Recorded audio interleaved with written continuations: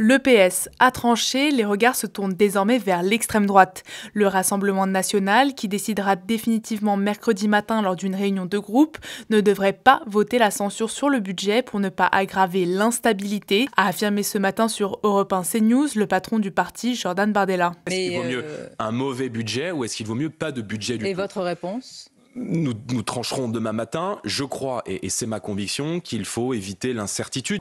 Moi, je pense que dans la période dans laquelle nous sommes, les Français, au moment où on se parle, ça peut changer demain, ça n'était pas le cas hier, ne tireraient pas profit d'une nouvelle forme d'instabilité qui pourrait avoir des conséquences plus lourdes pour l'économie que lors de la précédente censure au mois de décembre. Cette motion de censure, déposée hier par la France insoumise, sera débattue demain après-midi à l'Assemblée nationale. Elle devrait être votée par les écologistes et les communistes. Mais sans les votes du RN et du PS, il y a peu de chances qu'elle aboutisse.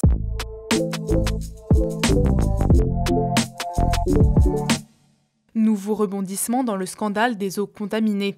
La cellule d'investigation de Radio France et Le Monde ont dévoilé la stratégie de lobbying de Nestlé qui commercialise Perrier, Vittel, Epar et Contrex.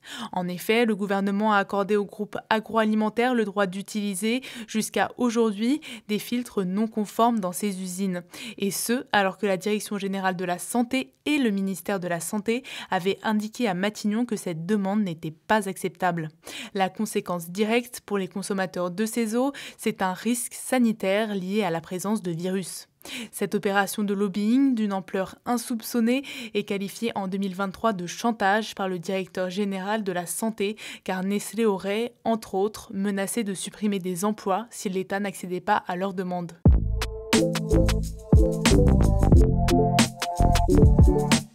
Réaction immédiate de la Chine. Pékin a annoncé imposer des droits de douane de 15% sur les produits américains en réponse à l'application par Washington de droits supplémentaires de 10% sur les produits chinois importés aux États-Unis. Concrètement, le pétrole américain, les hydrocarbures, les machines agricoles, les véhicules de sport de grosse cylindrée ainsi que les camionnettes sont concernés. La Chine a, en parallèle des annonces précédentes, dévoilé le contenu d'une enquête ouverte contre Google, soupçonnée d'avoir violé la loi anti-monopole de la République populaire de Chine. Une possible discussion entre le président chinois Xi Jinping et son homologue américain Donald Trump doit bientôt avoir lieu, ce qui pourrait, à terme, permettre d'établir de nouvelles négociations entre les deux pays, à l'instar du Mexique. Après un appel avec Donald Trump lundi, la chef d'État mexicaine Claudia Sheinbaum avait en effet annoncé une suspension pour 1 mois de la taxe de 25% sur les importations mexicaines.